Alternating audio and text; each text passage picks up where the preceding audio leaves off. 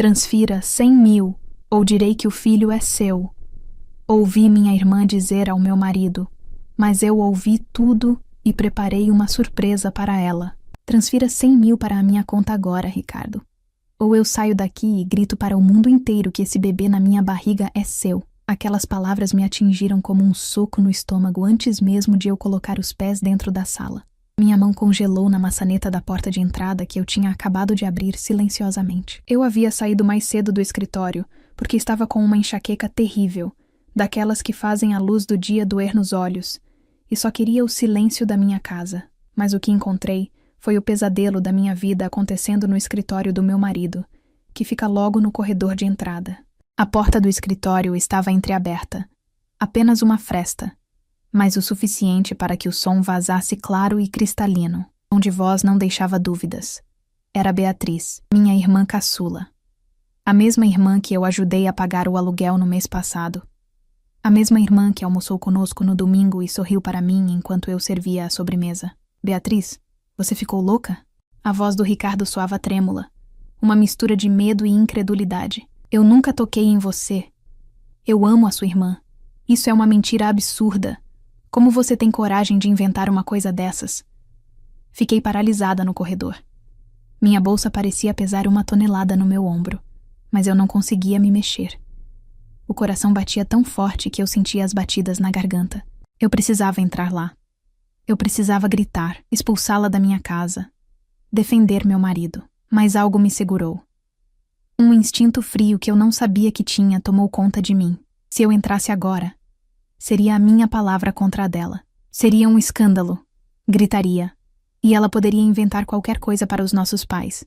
Eu precisava de mais. Com as mãos tremendo, peguei meu celular no bolso do casaco. Desbloqueei a tela com cuidado para não fazer barulho e abri o gravador de voz. Apertei o botão vermelho e segurei o aparelho próximo à fresta da porta. Ah, Ricardo. Beatriz riu. E foi um som seco, maldoso, que eu nunca tinha ouvido sair da boca dela. Você acha que alguém vai acreditar no marido fiel quando a cunhadinha jovem e grávida aparecer chorando na internet? Eu tenho tudo planejado. Vou dizer que você se aproveitou de mim num momento de fragilidade, que me seduziu. A sociedade adora odiar homens como você e acolher vítimas como eu. Sua reputação, seu emprego, esse casamento perfeito, tudo vai virar pó. Isso é chantagem. Ricardo alterou a voz, e eu pude ouvir o som dele batendo na mesa. Eu não tenho esse dinheiro, Beatriz, e mesmo que tivesse, não te daria 1 centavo por uma mentira dessas. Você precisa de ajuda médica, não de dinheiro. Eu preciso pagar minhas contas. Ela gritou de volta, perdendo a compostura por um segundo. Eu estou atolada, Ricardo. E você com essa casa, esse carro, essa vida confortável, você nem vai sentir falta. 100.000. É o preço da sua paz. Pense bem. Se você não fizer a transferência até o fim da semana, a bomba estoura. E eu garanto, vai fazer muito barulho. Aquelas palavras doeram mais do que qualquer ferida física. Eu e Ricardo construímos tudo com muito suor. Trabalhamos anos sem tirar férias para ter nossa casa. E Beatriz sempre teve tudo fácil. Meus pais sempre passaram a mão na cabeça dela. E eu, como irmã mais velha, sempre tentei ajudar, emprestando dinheiro que sabia que nunca receberia de volta. Mas extorsão? Destruir meu casamento? Aquilo era um nível de maldade que eu desconhecia. Olhei para o visor do celular. 2 minutos e 40 segundos de gravação. Eu tinha a confissão. Eu tinha a prova. Ricardo estava em silêncio agora, provavelmente em choque, tentando processar o que estava acontecendo. Eu sabia que ele era inocente. Conheço o homem com quem me casei há 10 anos. Ele jamais faria isso. A dor não era da dúvida sobre ele. A dor era a certeza sobre ela. Minha própria irmã estava disposta a acabar com a minha felicidade por dinheiro. Encerrei a gravação e salvei o arquivo. Enviei imediatamente para meu próprio e-mail e para um armazenamento na nuvem, só por segurança. Respirei fundo. Meus olhos estavam cheios de lágrimas, mas eu as sequei rapidamente com as costas das mãos. Eu não podia chorar. Não agora. Se eu entrasse lá chorando, ela saberia que eu ouvi. Ela mudaria a estratégia. Se faria de vítima na hora. Não. Eu precisava ser mais esperta. Dei passos lentos para trás, recuando até a porta de entrada da casa. Abri a porta principal novamente e a bati com força, como se estivesse chegando naquele exato momento. Cheguei, gritei, forçando a voz mais normal e alegre que conseguia encontrar dentro de mim. Ricardo! Amor? Nossa, que trânsito horrível hoje! O silêncio na casa foi absoluto por 3 segundos. Então, ouvi passos apressados e a porta do escritório se abrindo.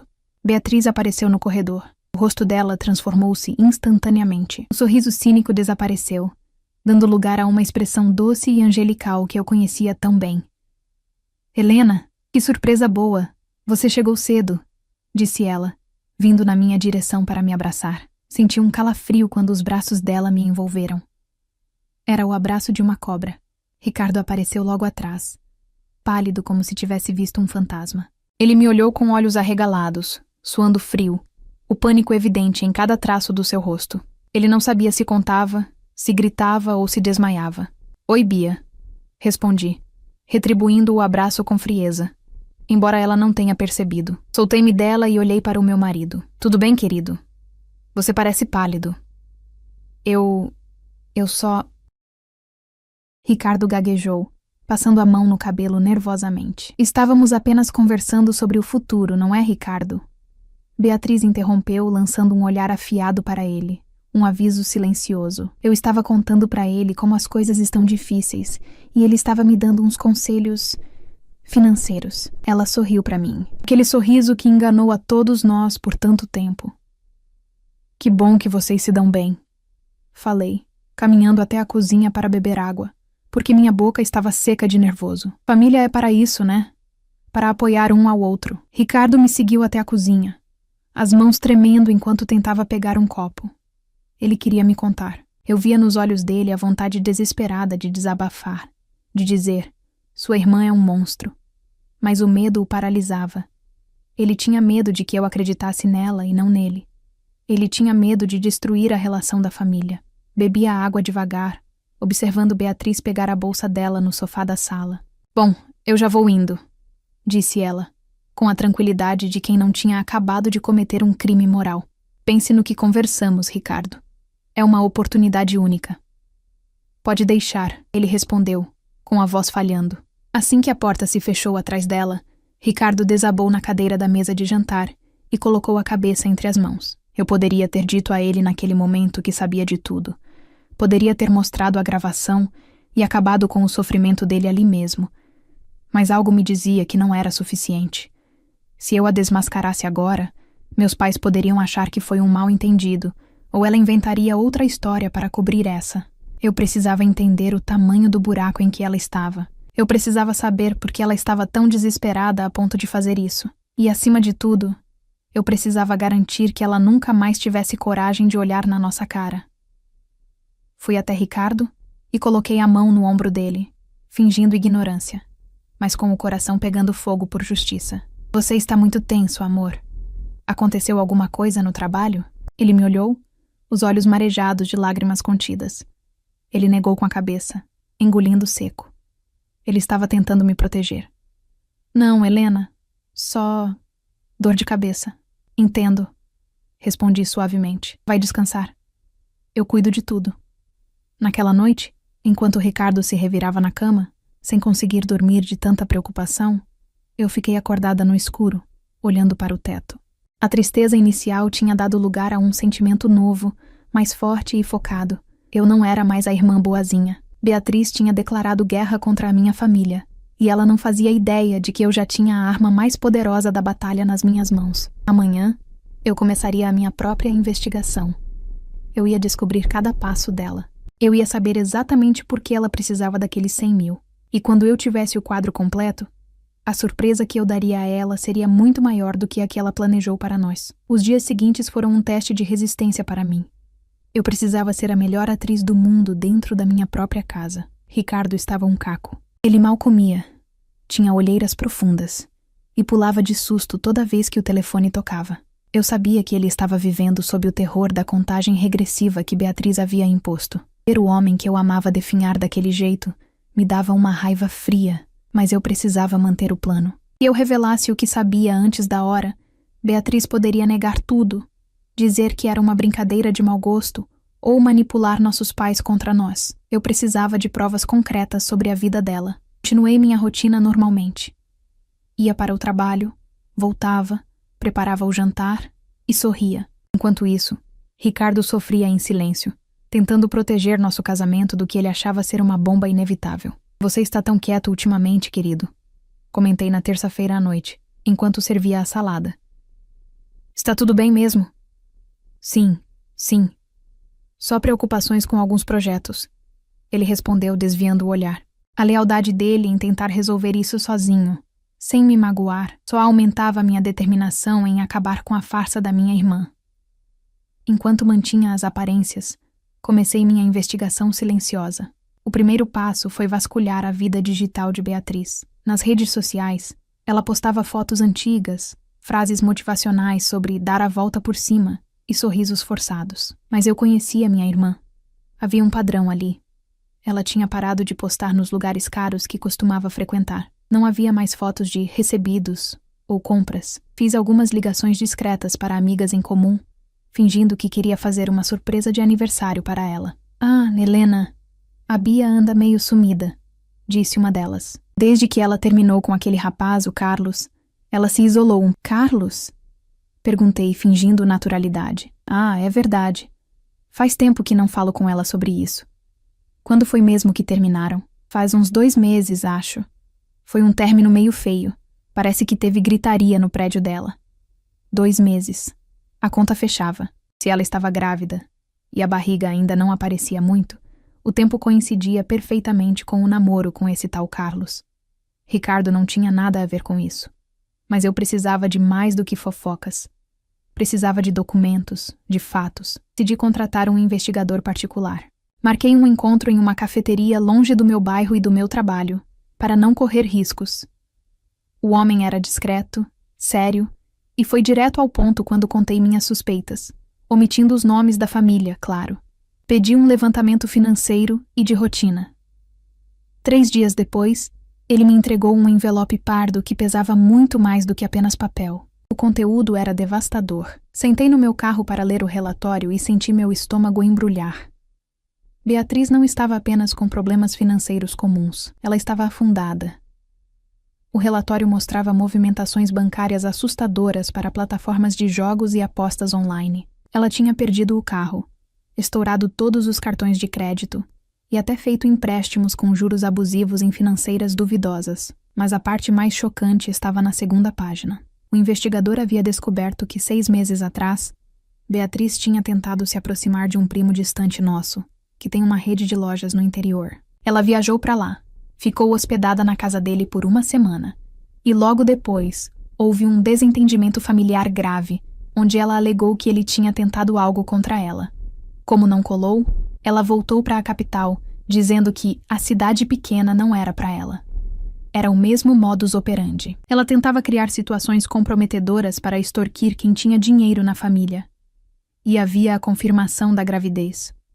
O pai, segundo registros de entrada em uma clínica popular que o investigador conseguiu levantar, era mesmo o ex-namorado, Carlos. Via até uma mensagem de texto impressa, recuperada de uma discussão pública em uma rede social que ela apagou logo depois, onde Carlos dizia: "Eu vou assumir a criança, Beatriz, mas não vou te dar dinheiro para você gastar em..." Fechei a pasta com as mãos trêmulas. Não era apenas maldade. Era um vício destrutivo misturado com falta de caráter. Ela estava usando uma criança inocente, que nem tinha nascido ainda, como moeda de troca para sustentar o vício dela. Respirei fundo.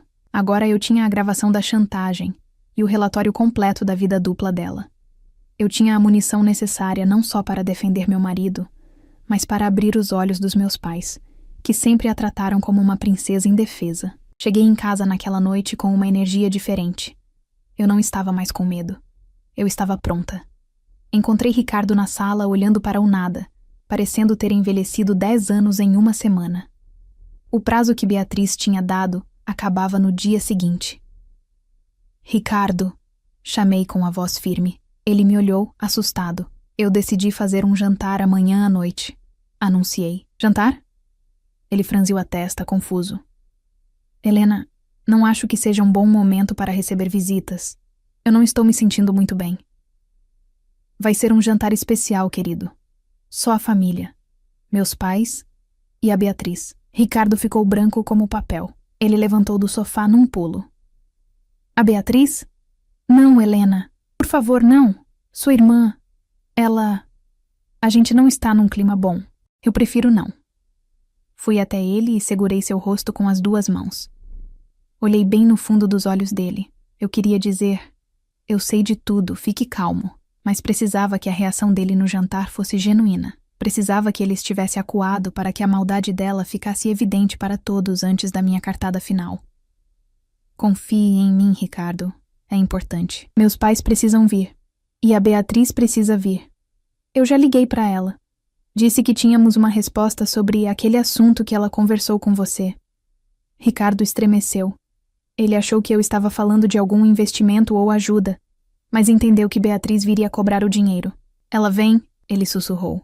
Ela vem. Ela disse que não perderia esse jantar por nada. Na verdade, quando liguei para Beatriz, usei as palavras exatas para atraí-la. Disse: Bia, venha jantar amanhã. Ricardo e eu conversamos e tomamos uma decisão sobre o que você pediu. Acho que você vai sair daqui muito satisfeita. Do outro lado da linha, pude ouvir o sorriso ganancioso dela. Ela achava que tinha vencido. Achava que íamos pagar o silêncio dela. Preparei a mesa na noite seguinte com o maior capricho.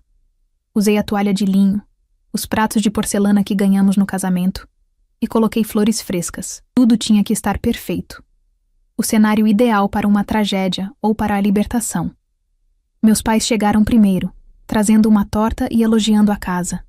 Eles não faziam ideia do furacão que estava prestes a passar por ali. Minha mãe comentou como Beatriz estava radiante ultimamente, e como esperava que ela encontrasse um bom rumo.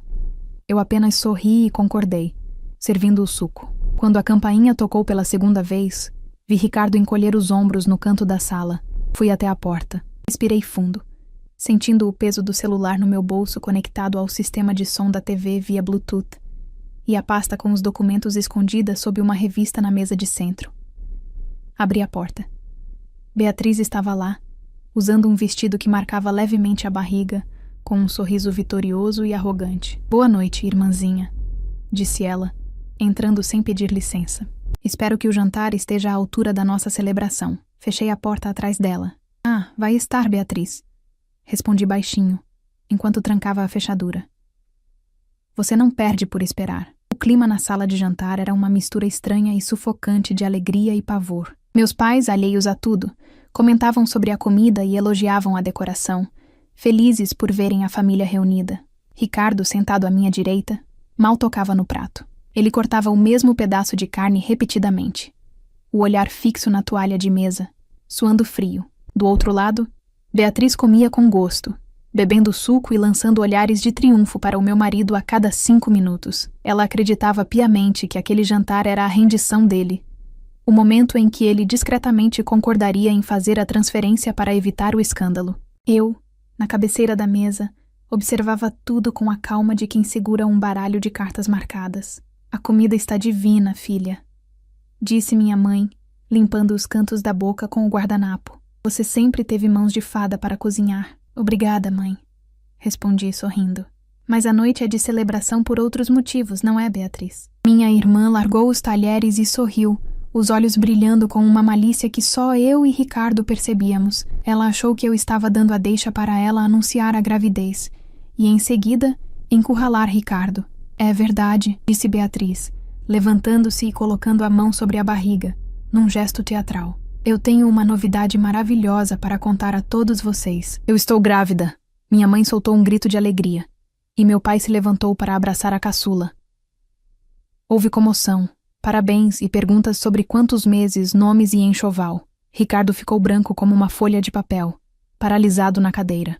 Beatriz, enquanto recebia os abraços, olhou para Ricardo por cima do ombro do nosso pai e disse, com um tom de voz carregado de veneno: E você, Ricardo? Não vai parabenizar a futura mamãe? Afinal, família é tudo, e esse bebê vai precisar de muito apoio de todos nós. Aquilo foi a gota d'água. A audácia dela em ameaçá-lo na frente dos nossos pais, usando palavras de duplo sentido, era repugnante. Com certeza, Beatriz, eu disse, minha voz cortando o burburinho como uma lâmina. A verdade é que nós também preparamos uma homenagem para esse momento tão revelador. Peguei meu celular que estava sobre a mesa e, com um toque rápido na tela, conectei-o à televisão da sala, que estava com a tela preta até então.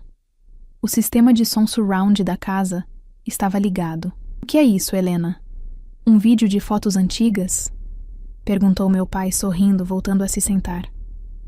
Não, pai. É algo mais recente. Escutem com atenção.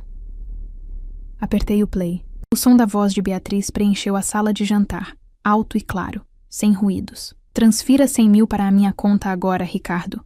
Ou eu saio daqui e grito para o mundo inteiro que esse bebê na minha barriga é seu. O sorriso no rosto da minha mãe congelou instantaneamente. Meu pai franziu a testa, confuso, olhando para a televisão e depois para Beatriz. Ricardo levantou a cabeça, os olhos arregalados, percebendo pela primeira vez o que eu tinha feito. A gravação continuou. A voz desesperada de Ricardo negando. A risada cruel de Beatriz. A ameaça detalhada de destruir a reputação dele e o casamento. Sua reputação, seu emprego, esse casamento perfeito, tudo vai virar pó. Beatriz estava petrificada. A cor fugiu do rosto dela tão rápido que parecia que ela ia desmaiar. Ela olhava para a televisão, depois para mim, a boca abrindo e fechando sem sair som algum. Quando o áudio terminou, o silêncio que se instalou na sala era ensurdecedor. Podia-se ouvir a respiração pesada do meu pai. O que significa isso? A voz da minha mãe saiu num fio, trêmula. Ela olhou para Beatriz com horror. Minha filha, essa é a sua voz. Você disse essas coisas? Beatriz tentou se recompor, gaguejando. Não, isso é montagem. Hoje em dia fazem tudo com inteligência artificial, mãe. A Helena sempre teve inveja de mim. Ela quer me prejudicar.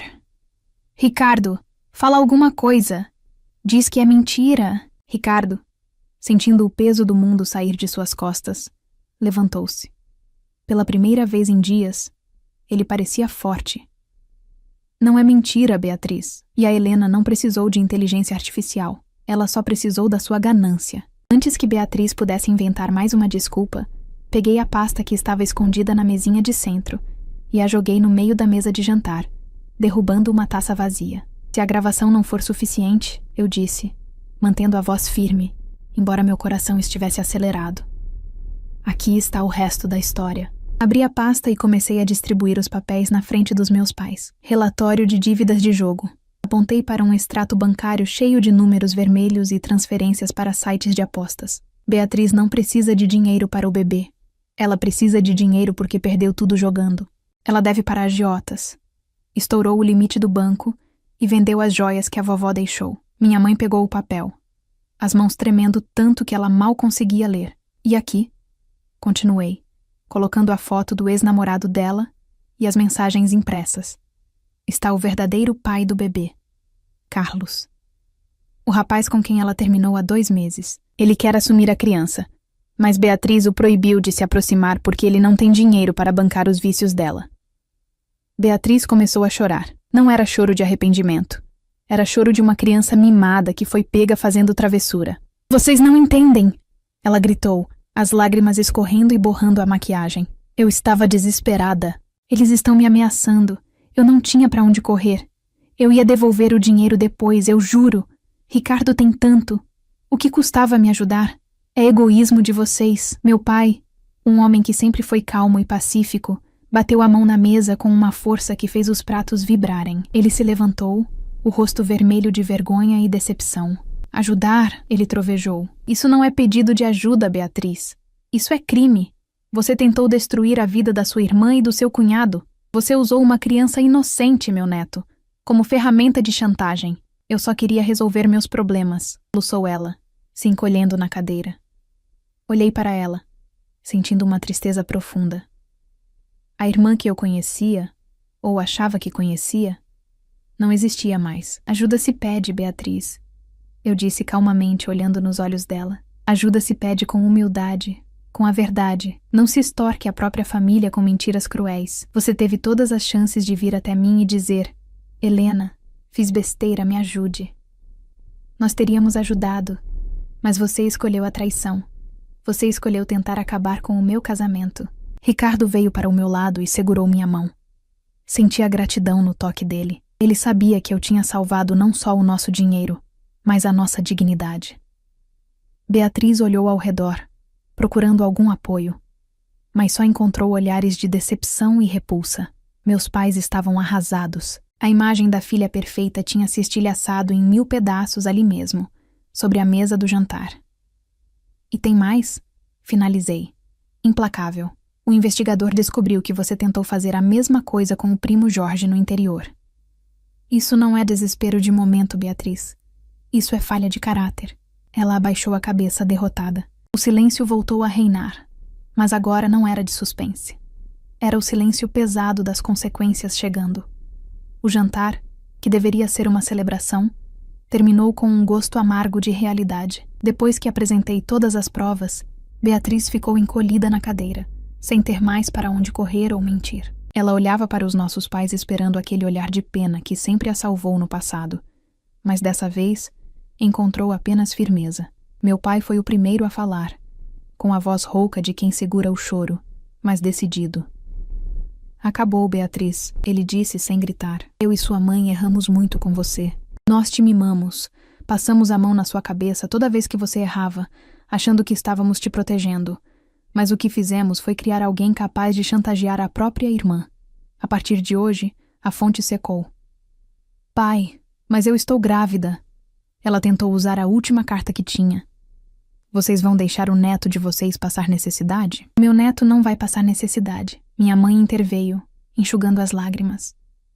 Nós vamos comprar fraldas, roupas, o que a criança precisar. Mas dinheiro na sua mão? Nunca mais. Nem um centavo. Você vai ter que trabalhar, vai ter que vender suas coisas de marca para pagar suas dívidas de jogo. E vai procurar o Carlos. Se ele quer ser pai, ele tem o direito de saber e de ajudar. Beatriz olhou para mim com ódio, mas também com medo. Ela sabia que tinha perdido o apoio dos financiadores de seus luxos. Mas eu ainda não tinha terminado. Eu ainda não decidi se vou à delegacia, Beatriz. Eu disse, cruzando os braços. Extorsão é crime. Difamação também. Eu tenho provas suficientes para te colocar atrás das grades. E nem a gravidez impediria um processo criminal de manchar seu nome para sempre. Ricardo segurou meu braço levemente, talvez com medo de que eu fosse longe demais. Mas eu precisava estabelecer limites definitivos. O que você quer? Ela perguntou com a voz fraca. Eu quero uma garantia. Peguei meu celular novamente. Você vai gravar um vídeo agora. Aqui, na frente de todos nós. Nesse vídeo você vai confessar que tentou extorquir o Ricardo, que o bebê não é dele e que tudo o que você disse era mentira.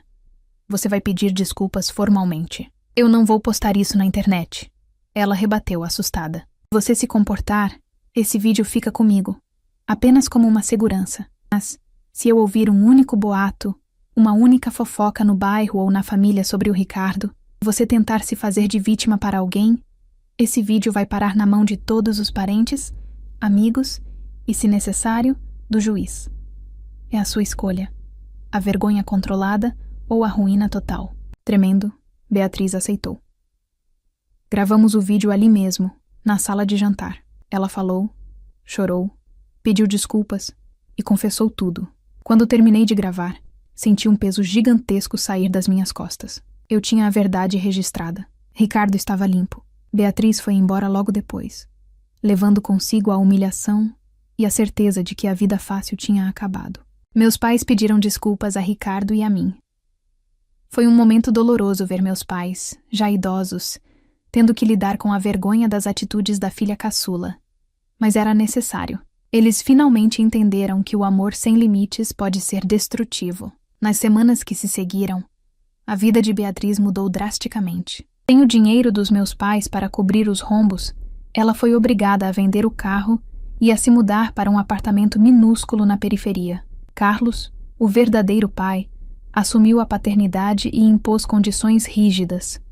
Ele pagaria as despesas diretamente às lojas e médicos, sem dar dinheiro vivo para ela, com medo de que ela gastasse em apostas. Pela primeira vez na vida, minha irmã estava enfrentando o mundo real, sem rede de proteção. Quanto a mim e Ricardo, O episódio serviu para nos unir de uma forma que eu não imaginava ser possível. Ricardo passou a me olhar com uma admiração nova. Eu não sabia que você era tão forte, ele me disse uma noite, enquanto estávamos sentados na varanda. Eu estava apavorado, Helena. Tive tanto medo de você duvidar de mim. Obrigado por lutar por nós. Eu nunca duvidei de você. Respondi, segurando a mão dele, mas eu precisava defender o que construímos. Ninguém, nem mesmo meu sangue, tem o direito de destruir nossa paz. Nós decidimos cortar contato total com Beatriz. Bloqueamos o número dela, as redes sociais, e avisamos aos meus pais que em festas de família, se ela estivesse presente, nós não estaríamos. Era uma medida dura, mas necessária para nossa saúde mental. O tempo passou.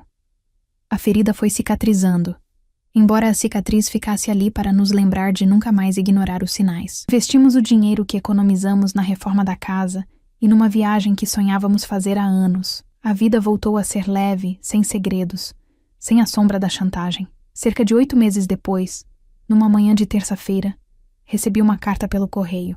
Não tinha remetente, mas reconheci a letra imediatamente.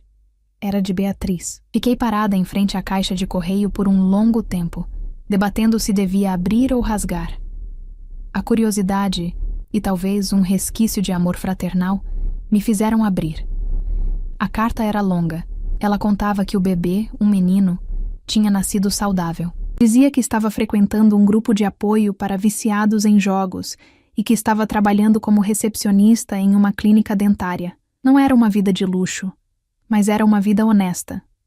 No final, ela escreveu: Eu sei que o perdão é algo que talvez eu nunca mereça, Helena. O que fiz foi imperdoável, mas quero que saiba que, ao me dar aquele limite, ao me deixar cair, você salvou minha vida. Eu estava num poço sem fundo. Hoje, estou tentando ser alguém melhor. Pelo meu filho, sinto falta da minha irmã, mas entendo que perdi o direito de tê-la na minha vida. Adeus. Terminei de ler com lágrimas nos olhos. Não era raiva, era uma tristeza serena. Ricardo se aproximou e viu a carta na minha mão. É dela? Perguntou ele. Sim. O que ela diz? Diz que está tentando melhorar. Dobrei o papel e o coloquei de volta no envelope. E o que você vai fazer? Vai responder? Olhei para o jardim, para a nossa casa, para a paz que reconquistamos com tanto esforço. Não. Respondi, sentindo uma certeza absoluta. Eu fico feliz que ela esteja bem. Desejo, de coração, que ela se recupere e seja uma boa mãe. Eu a perdoo, Ricardo. Perdoo de verdade, porque guardar mágoa só faria mal a mim. Mas perdoar não significa trazer de volta para dentro de casa. A confiança, quando quebra desse jeito, não se cola mais. Peguei a carta e a guardei numa gaveta do escritório, junto com as memórias do passado. Vamos? Chamei Ricardo sorrindo. O jantar está pronto. Eu tinha minha vida de volta. Tinha meu marido, minha dignidade e a consciência tranquila. Beatriz tinha o caminho dela para trilhar, e eu tinha o meu. E finalmente eu estava em paz.